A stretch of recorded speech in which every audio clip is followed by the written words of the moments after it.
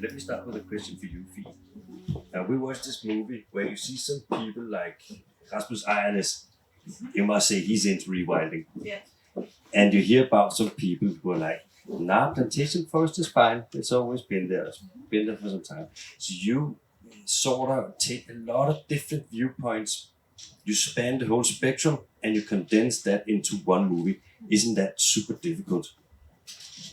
Well, to begin with, I thought I was going to make a film purely about the rewilding process, just seeing how the dark ground would become greener and see how it would start to flourish and the animals and the insects and the flowers would come back. I would just make sort of a wordless story about this rewilding process. But then I realized that there were so many feelings in this area that were not, people were not into this at all. A lot of people were actually really scared of this process. So I realized that I had to start to listen to these people and try to understand. So what exactly is it that you're scared about? And sometimes I just tend to forget that it can be actually scary to meet a cow that has its calves. Because in Denmark, I think the year when I filmed, 2 people were actually killed by cows. So it is big animals and they defend their calves. So we need to go into nature in another way than we're used to. So I just try to understand. And what is it about the horses? Why are you nervous about the horses? So trying to listen to what oppositions were there. And maybe rewilding is not a one size fits all. Maybe there are some areas when you can do one thing and other areas when you can do another thing. Because what I was scared about was that it would become like the process we have with the wind energy in Denmark, where there are a lot of places you can't put up wind because people don't want it in their backyard. The whole "not in my backyard" thing. I was worried that would happen to nature, and so I think we have to go through a process of trying to understand the opposition. Have you had people contacting you after the movie or in relation to the movie, like sharing? And some of these people, especially those opposing rewilding, they can be, a bit tough in language. Have you had that?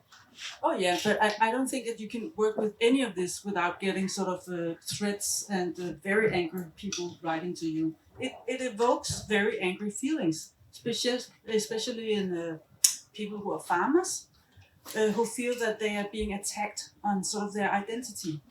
So you just have to talk to them. It is a strange situation, right? Because it's a documentary about nature, about making a little plantation into a forest, and then people get angry. It's strange. Also, if any of you have any questions, just raise a hand and I'll see if I can squeeze it in. Yeah. So next question is going to be for you, Rasmus. So if we look at Denmark, it's a small country, and most of the area is allocated to agriculture. It's about 60% of the country, right? We use 80% of that to make fodder or feed for animals.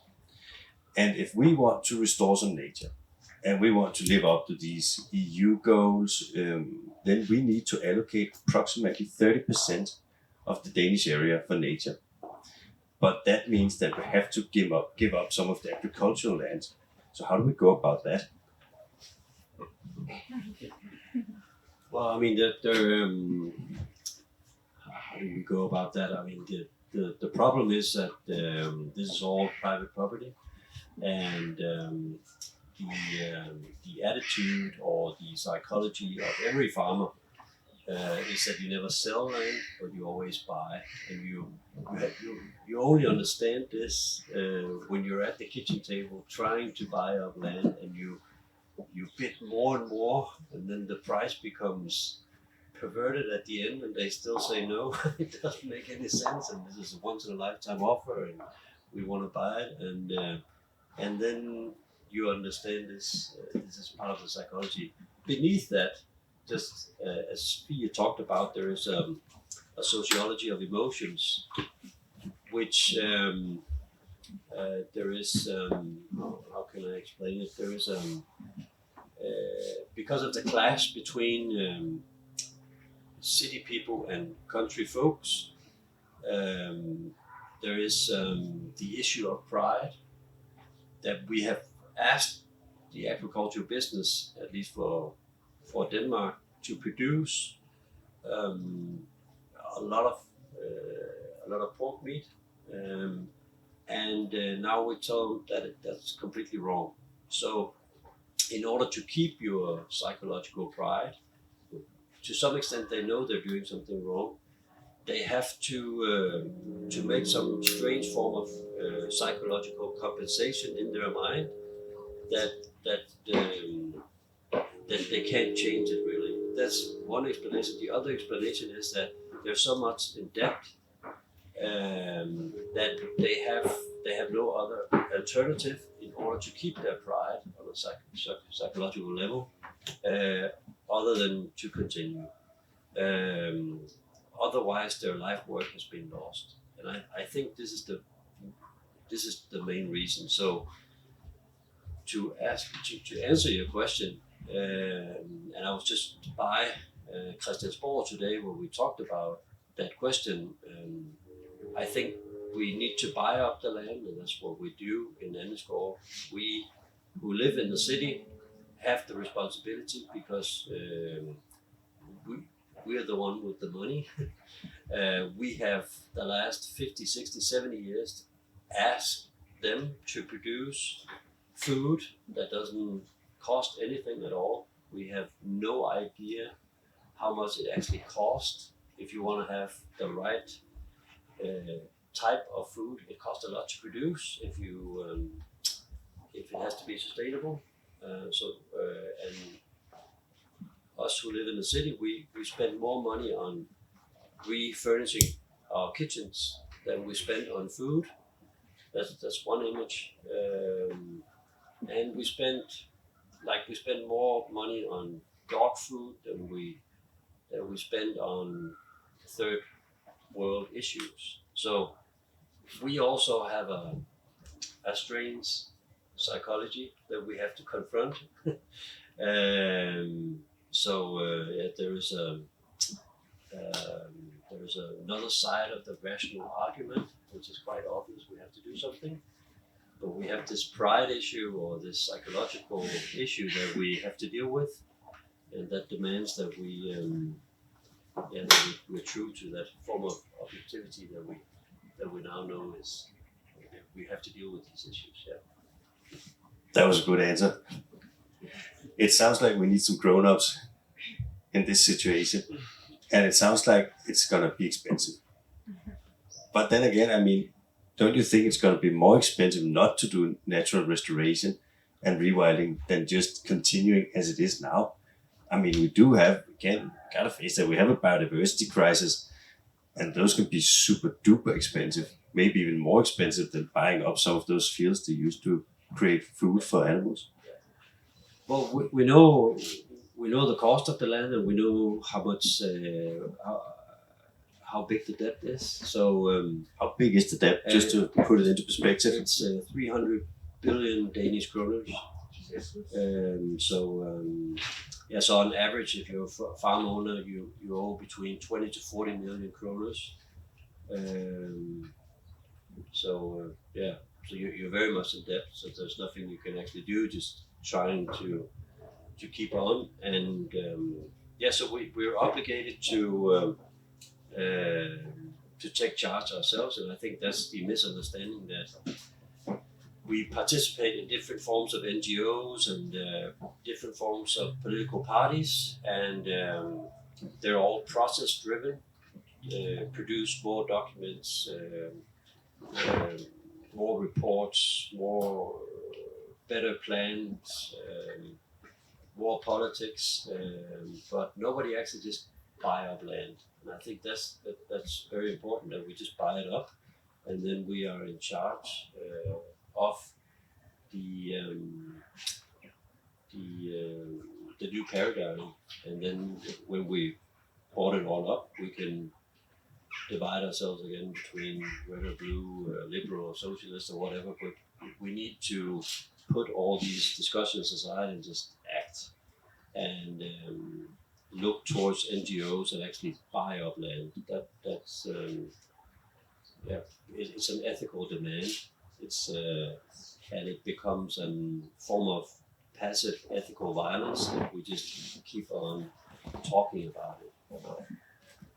Yeah, and that's where I am now. Is that a question? Yeah.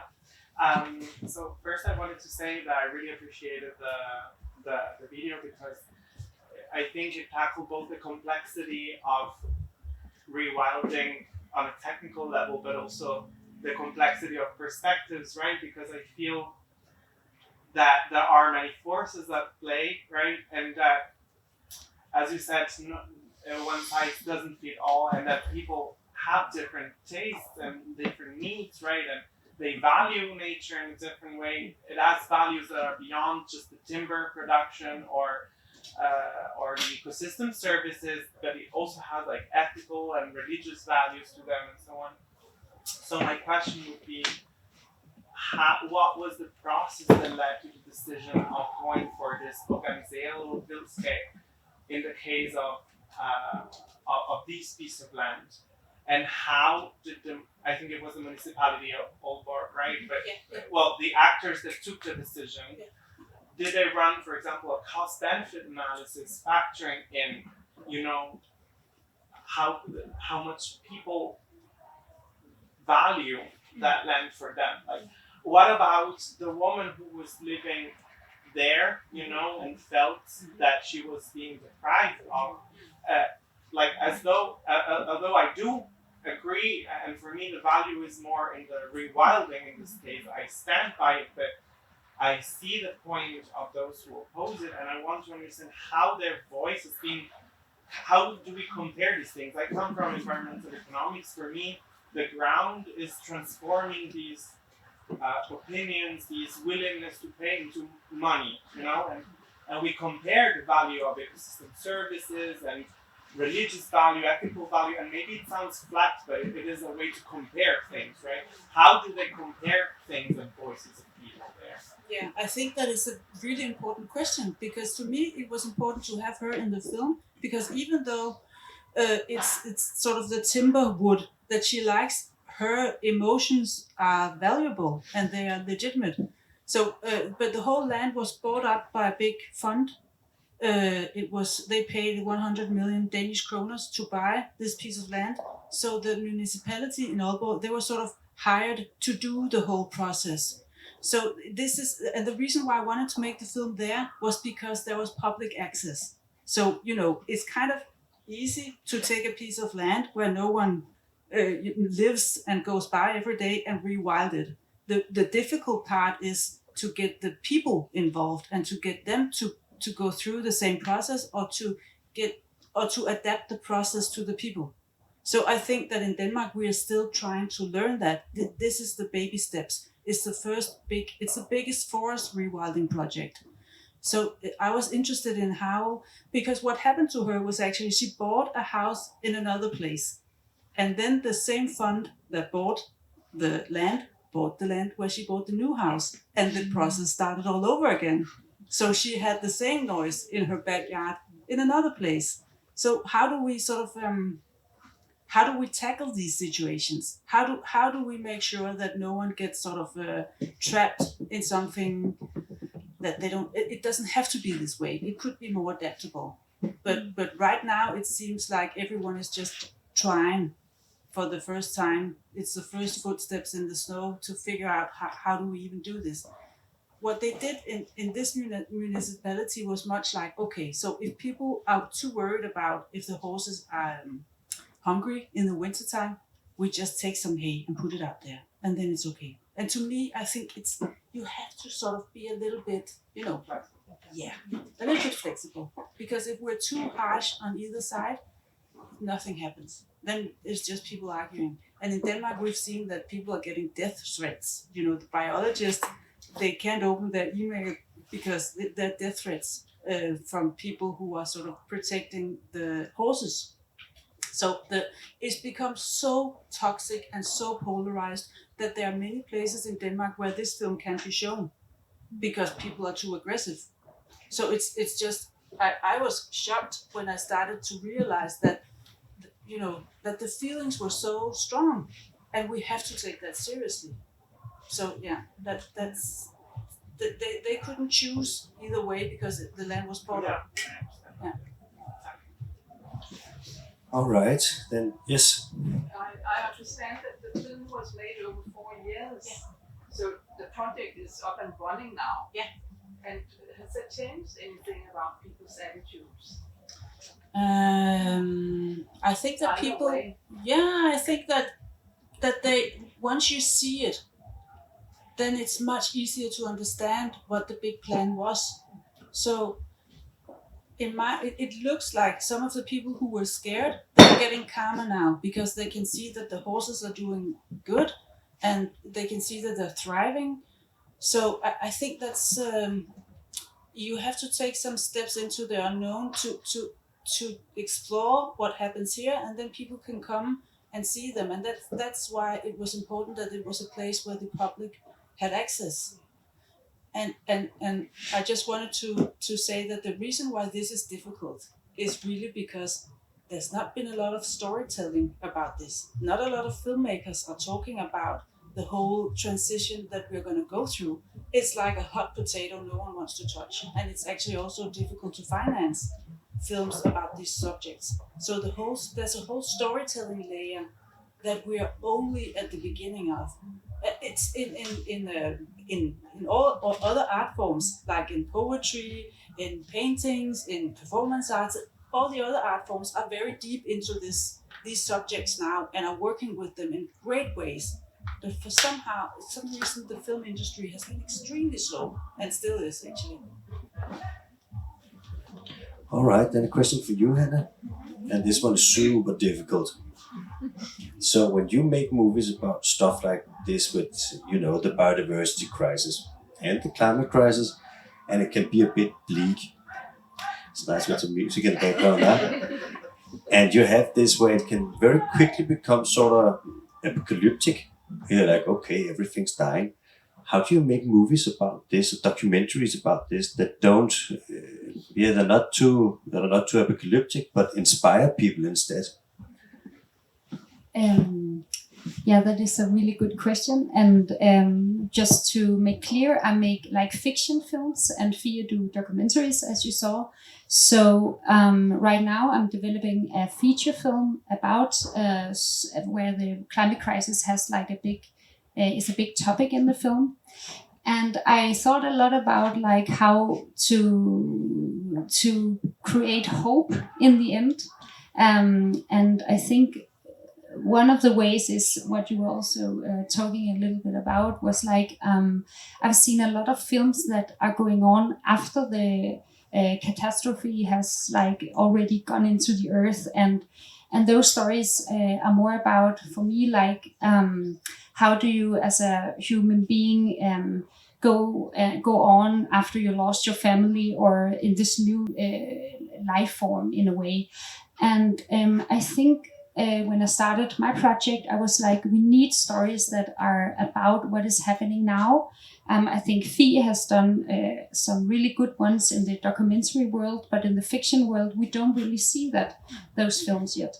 And I think one way to, in a way, like give hope in the end that I thought a lot about was like how to create a character that the main character in the film is becoming sort of a climate activist, or at least she's fighting for change in this world. And I think that what we are doing to this character right now is that she just keeps on fighting, even though that she meets a lot of, people going against her and not listening to her and just saying like, no, your thoughts or plans are not going to happen. So I think to watch a character in a movie that just keeps on going, I hope will be inspiring. I guess I think so. And then also I think that the film is also very much about how we feel about the climate crisis, and also that we should not be afraid to be vulnerable. And that is something I think we need to also go more into when we talk about the climate crisis. Like, how does it make us feel? And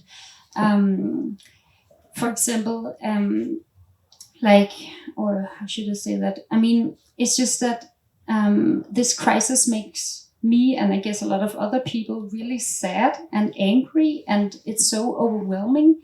And I think it's so okay that we talk about that with each other. And I hope that making a movie that says that will inspire in some way.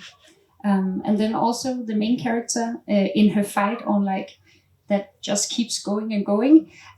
She also comes up with some suggestions on how we could work with, for example, the agriculture. And maybe she doesn't have just the right solutions, but just to see someone have some solutions or have some ideas, I think also can inspire. Yeah, at least I hope so. Can I just add something? Yeah. It's just that Hannah and I have a research project together at the National Film School about how to create these new narratives. And it's actually only 0.5% of the productions coming out on the big streaming services that even mention climate and biodiversity crisis. So it's like a huge worldwide taboo in a way. Why do you think that is? Maybe you can talk more about that, Hannah. I think that there's different reasons why. I think actually we're kind of afraid of going into like these emotions, as I was also talking about before. Like the climate crisis are making us also, in a way, connecting to the feelings and thoughts of the Earth. Possibly, like it has a. It can, in a way, like be very sorry, very doomsday. Yeah, like doomsday is coming, or the future can seem quite dark, and in the end, it also makes us feel and think a lot about death. And I think death is really hard to think about in our daily lives, and I don't think we want to think so much about it actually. So I think that the way it is a taboo is because the climate crisis reminds us of all these feelings that are kind of taboos in our society. And so I think that's one of the reasons why. And I guess also that you were also talking a bit about it before, Phie, that people who maybe have the funding could be afraid of, would someone go watch this movie, because the topic can be so hard to go into. But I will just say that I think it's very important that we make a lot of movies about this. And you also said that there's a lot of other art forms that are way beyond us. Also, there's a lot of literature and theater plays right now in Denmark that are about this. But I don't know why the film industry is behind us. But I think that the way to normalize talking about this is by making more art about it in many different ways. So I definitely think we should just keep on going. Yeah. All right, a question for you, Rasmus. If we look at Denmark, it's we're super bad at nature. We got 2.3% protected nature, and the nature we have, it's in pretty shitty condition. It's like 95% of our nature types in bad condition. It's actually like, if you look at it like that, we're probably the country in the world with the worst nature. Small country, very little nature, and the nature's shit. And we're very, very reluctant to change it. And why do you think we're so bad at it? You mentioned pride before, but can you see some explanation why we're the worst at nature? Well, I think there are several reasons. I and Arne Johan Vetlesen, who's a Norwegian philosopher, tried to answer that type of questions in a book called "What Should We Answer?" When our kids ask us, "What the hell have you done?" And but one of the explanations is that we are so-called highly developed when it comes to information technology, or just IT, and what that transfers into is that we spend on average 7 hours and 16 minutes on a screen, in Denmark. And if you spend 7 hours and 60 minutes on a screen every day, you're sort of decoupled from nature. We're an inside living people. That's our breed now. We spend 90% of our life indoor, and the last 10% is when we park the car and we enter the supermarket, and then we have a few steps across the pavement into the parking spaces or something like that. So we don't spend any time in nature. We're never outside. We're never on a farm. We might have media who says, for instance, during the pandemic, we would see bunch of news clips of all Danes taking a walk in the forest, but empirically, scientifically, that's not true. We became even more addicted to Netflix, HBO, and Apple TV, and all that. That's where we spend our times. That's what we've become. So we watch nature through a screen. And some of the most watched programs are on nature. Actually, the most watched is How to Become a Farmer, or Alone in the Wilderness, and all these TV series are very popular. Some of them are the most used, and but we like to watch them from the sofa. And so during the pandemic, when we had this image that we were actually going out, you could see that our time that we spent, for instance, on exercise, which we do a lot outside, fell. And now after COVID is over, we are not back to what we could call normal exercise outside. It's still a half an hour less on average per week. And because we spend even more time on the screen. So to some extent, we can say that we systematically have said goodbye, and we have become this new species that enjoy indoor living. And that's why when we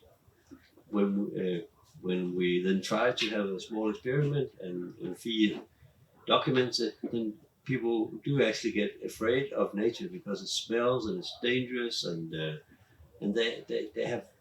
we have absolutely no experience of nature anymore. So and you can also see the fantasies that we have, that we project, or a lot of people project into, let's say, the idea that we can save the world buying, let's say, Tesla cars or whatever. And you have to remember that Elon Musk has that double-sidedness, that he also has a company called SpaceX. He is also leaving the planet. He knows he has to go somewhere else. And we have these new type of father figures that are ideological, very far from reality or scientific proof of what should be done. But we watch them through the screen as well, and now they also buy that type of infrastructure that we look at. That's the long explanation. Then there's a bunch of others, but that's also why when we then eat, we don't prepare our food anymore because we're disconnected to, so we buy takeaway instead, and it continues. So yes, we're completely decoupled, and it's really interesting. I think some of the most amusing things that has happened to our society is that if you look at the where we took a huge jump when it came to the equality between men and women in Denmark, was when we provided daycare for all children in Denmark, but the road that we've taken into the fitness centers is a bigger population move around. Almost 1 million Danes go into the fitness center and work out, or at least has a card, or the intention of doing that. But we don't have a mass movement where we go out and buy the land. We could do it tomorrow, but you know what? We'd rather go take the next spinning class, which is an indoor activity again, and you can watch your pulse and everything, your calories on the screen again.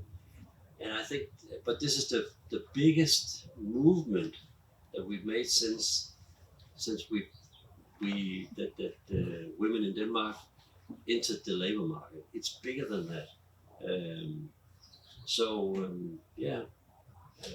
Good answer. Yeah.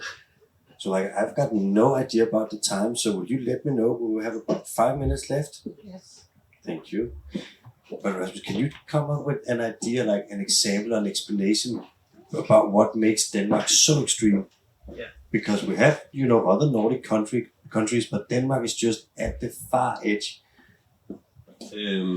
Well, it has to do with I don't think we're more extreme than Norway or Sweden, to the extent that if you look at the let's say the forest that you have in Sweden and Norway, it's all monoculture. It's and it's just because the soil or the cliffs are different there. So and you have to remember that Norway, if you take Norway, it's as long as the rest of Europe, and there are only 3.5 million people, so they have a little bit more space. And then they carry other world records. We have the world record in swine production. They have the world record in the fish production, where they use pesticides, and all the fjords are completely ruined, and of course the oil industry. So we just carry different forms of records. They also have a saying that the most green, they actually say that the most green oil production country in the world, because they actually use some green energy to extract the oil. So it's, yeah, I think it's strange times. I wanted just to add this with the emotional thing where we talked about, or you talked about, why don't we act on it, or we talked about the feelings that it's difficult to talk about. I think it has to do with if we actually say out loud to friends or to co-workers, I am afraid, or I am concerned, then we immediately say, I have to do something about it. And then we've started what Judy Butler termed that we are starting to giving an account of ourselves. Okay, so if you say that, you immediately also say, I should take the bike in public transportation, I shouldn't have a car, I shouldn't take a flight, I should be vegetarian, even better, I should be vegan. So immediately when you say it out loud, you acknowledge it, and then you have to act on it, because it's a big thing. Mm-hmm. So when we don't say it out loud, people don't talk about it, they don't have to be part of the solution, and they're not in the process of losing status or recognition, or because immediately when you say that, at least that's what all my friends did, close, nearby, far away. But Rasmus, 5 years ago you had a sports car, or you were so fond of traveling when you were a teenager, or you come out of this family who had this type of production, or whatever. And now I have to I have to explain myself, I have to explain all of my action, and immediately you're put into the category, you're a hypocrite, or you're riding on your high horse, or whatever. So, and the lesson that you've been taught over and over again when you talk about it is that you should actually keep quiet, and there's a sweetness to it, because we actually want to be together. You are making it difficult for the others around the table as well. So they're actually trying to be nice, saying that don't worry so much about it. Let's go have a steak. Let's go have a beer. Let's go on a charter trip and get drunk. That's what we really like you. So it's also a strange form of concern and love and relationship, because it's an either or. So it's the loss of status that I'm trying to write a little bit about now, because it's as you know, in the feudal age, or it's always been like that, people go into death in order to keep their the status. It's sometimes more important than life. So that's why we're hanging onto that so much. It's what defines us. And immediately when we say it out loud, we lose every bit of it, because then there's no turning back, and you really have to let go. Yeah, that was a long answer. I'm sorry. That's a good answer. It's a bit like we're pretending together. Yeah. Yeah. So, Phie, do we have time for one more question? Yes, and I would love to open if anyone else has any questions as well. Yeah, so we have about. Phie, this one's for you. When you rewild, you sort of have to you let go of control in a way, and it's very tricky for us to do. Yeah. But what do you think it's going to take before we're able to do it fully here in Denmark?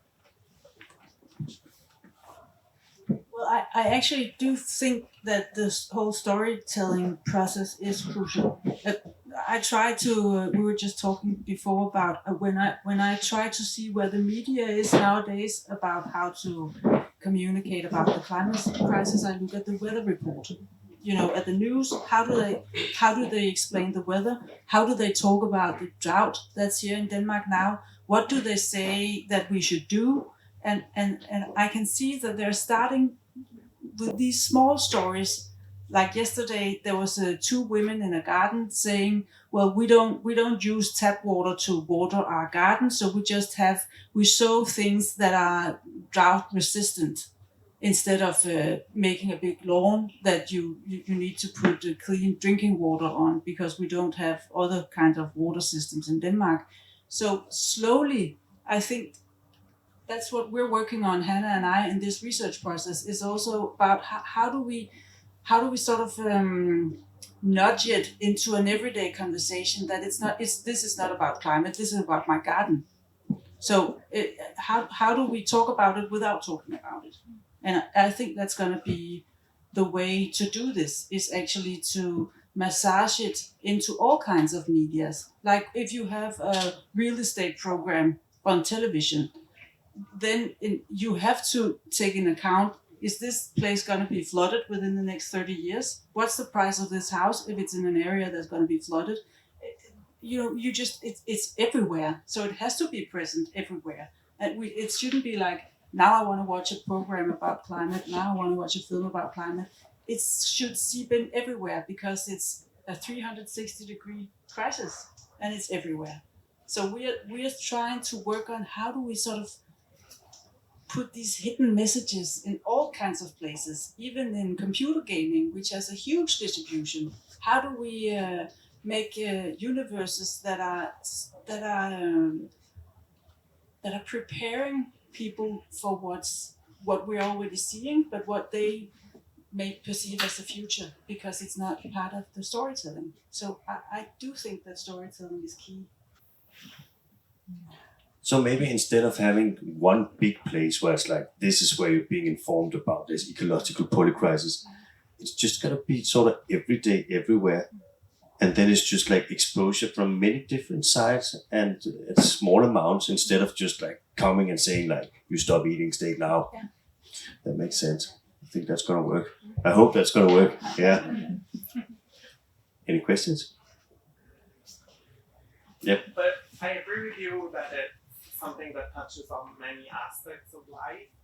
But I have been also thinking about how we should deal with these things. For example, I work in the field of environmental education, right? So we are also kind of facing that challenge. And my question is, don't you feel that if we hide the messages pretty much everywhere, we are kind of admitting that they don't have the same dignity as like a class of maths or like a class of English language and so on, that they should have their own standing, I don't know, for example, in curricula at school, or because if they become just like a chapter of something else, maybe we don't give that enough importance, and we try to like conceal it here and sew it there and wrap it nicely so that people are not. So I don't have an answer. Like mine is a question to like your sensitivity, right? But like, what do you feel is the benefit of that approach that you mentioned, but also what are the costs of that approach in some way? Well, actually, I started a school for children 9 years ago. It's been running for 9 years now. It's called the Green Free School, and it's about educating children for the future. So what we chose to do was actually they have the whole green curriculum that they're going to go through from they enter in kindergarten till they get out in the 9th grade. But we try to put it into different projects. So it's like it's there constantly, but it's not like they have one subject that's called environmental knowledge. But it should be both in math, it should be in geography, it should be in chemistry, it should be everywhere. But that's because it's for small children. So we have the possibility actually to start from scratch, to make it part of the whole way of looking at the world, and to play with this knowledge instead of it overwhelming them when they get to the 7th, 8th, or 9th grade, and they get scared and they don't have the tools. They don't know how to sort of build the future. So that's what we decided to do with young kids. But I realized that now I'm also teaching at the film school, and the students there are in their 20s, and I realized that they are sort of a generation that has been no one took care of their education properly. No one really took it seriously, that you have to learn about planetary boundaries, and you have to learn about circular economy, and you have to know certain things, because it's crucial to everything you do now. It's crucial to everything you do. So that I feel that they have sort of been let down by a whole education system. So when you're grown up, I do think that you have to know about these things in a certain subject, and that in every education you go to, that should be sort of a subject in every education. So I think it depends on what kind of group you want to communicate with. Can you get it in from bottom up, where it's sort of where it's just a natural thing because that's just how the world looks? Or are you a little bit late and then you need to really push it and not sort of hide it? But I mean, it's just when you know about this, through your education, that once you start looking at what we accept as a normal curriculum, it's all so colored by colonialistic thoughts about a very old school way of thinking economy. So it's sort of, you get a little bit overwhelmed that there's so much work to do in the education system, that there really is. But lots of people have to work on it. Okay, then a question for you, Hannah, and this one's difficult too. It's in regards to, okay, if you were to make a movie about a climate crisis, you could just make a movie about the world as it is now. You saw Germany 2 years ago, Pakistan last year, you have the wildfires, etc. Same with the biodiversity crisis. It's pretty bad as it is now. And if this is the status we have now, and some people still don't believe there's a climate crisis, and they still don't believe there's problems with nature, do you think it's possible to get everyone aboard? Or do you think we just gotta say at some point, like, we're gonna do green transition now, you're not gonna like it because you don't understand, you don't want to understand, but the ferry sails without you? I think that we could still get more people on board. But I guess at some point you need to just go through with these things. I mean, also in the Organiseret Vildskab movie, I mean, like, go through with some sort of things like rewilding, and of course some people are going to be mad about it, because maybe they don't see the bigger picture, I guess. But I don't, in my opinion, don't think that we are there yet where I would give up on everyone to understand this big, like, catastrophe that is, like you say, already going on. Yeah. If that answered your question. Yeah. Yeah. A way that that my team and I are working on this film is like, we are actually thinking a lot about, like, how do we get people to watch this that don't maybe know that much or are very much like into what is happening to the climate, and and we try to do it in a way where it's like a comedy, which is also really hard to make, just in general. But I hope it will be funny, and in that way, I mean, I think that when you're making comedy, you can sometimes get some people to watch your films that wouldn't go if they saw on the poster that it was about, for example, the climate change or some other crisis. So so I'll hope that will get somebody else to come watch it as well. All right, the last question here. I was thinking about that movie with DiCaprio and all the others. Don't look up. Yeah. And when it came out, they actually masked the climate crisis with something with a meteor because it was too hard to comprehend to talk about the real issue. That was actually a comedy, sort of. Yes. Yeah, it was. Yeah, it was a comedy. Yeah. But how do people like us get into that organization, or is it an organization you are having? The film I'm making. No, not that film. No, what organization?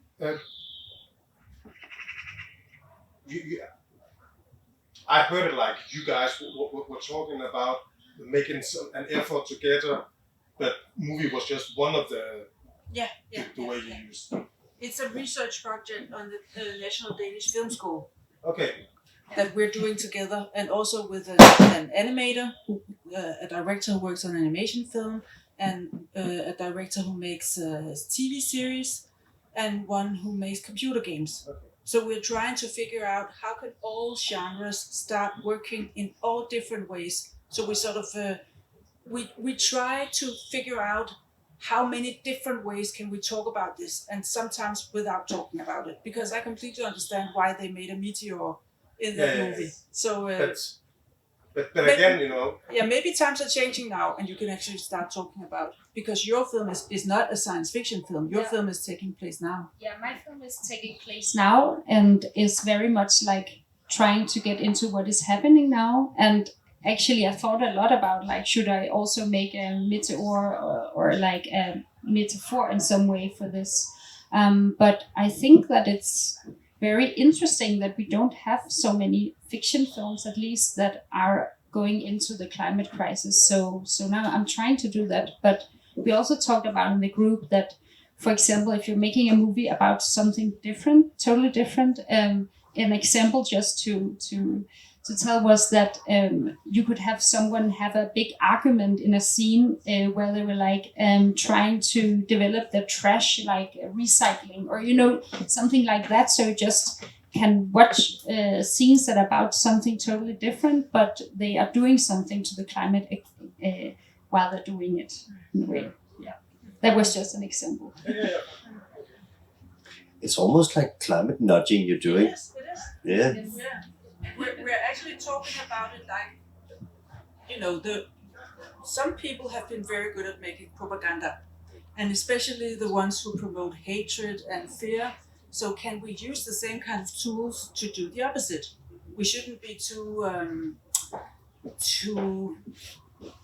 I don't know, sometimes it's like we want so many nuances so our message doesn't get through. But we're in a mass media, so we can actually work with these propagandistic tools. You can use dirty moves. Yeah. But the thing is, people, they just call you, I don't know what they call you, but that you're destroying the hygge. If you mention something like, but it's a fact. Yeah, but right now, we let's just have a glass of wine or coffee. Yeah.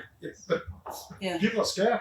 But yeah, exactly, and you're so right about that. And we need, as storytellers, we need to realize that we also have to talk to the people who are scared. Yeah, exactly. We can't just let them be scared by themselves and then have a blast, next to them. No. So, and I think the population of people who are scared is growing. So yeah. We're out of time, right? Yeah. Unless there's burning questions. Any last questions on the falderæb? Right now it's called, the main character is called Maya. So the film right now is called Maya Against the World. But actually another movie is coming out right now, which is called Victor Against the World. So I guess we need to change the title, but yeah, hopefully we can. Everybody has forgot that movie. No, that was just a joke. I just need to say something in regards to your film, because Hannah is actually the first Danish fiction director who is both working with the narrative and the production form. And this comes from a young woman. She doesn't have a huge film company in her back. None of the big film companies who had a lot of money to do this has done it. So you're actually looking at the first director in Denmark who takes up this challenge.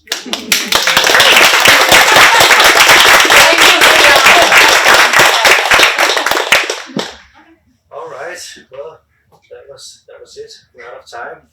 Give these guys another hand.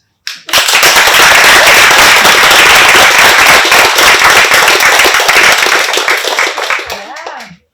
Thank you for coming. Yeah, those words, and thank you each of you for sharing your thoughts and collaborating and the festival, wanting to be a part of this theme of rewilding. And I think the more we bring pieces together, just as you shared as media, thinking how can you piece into all facets, the more we bring the message further.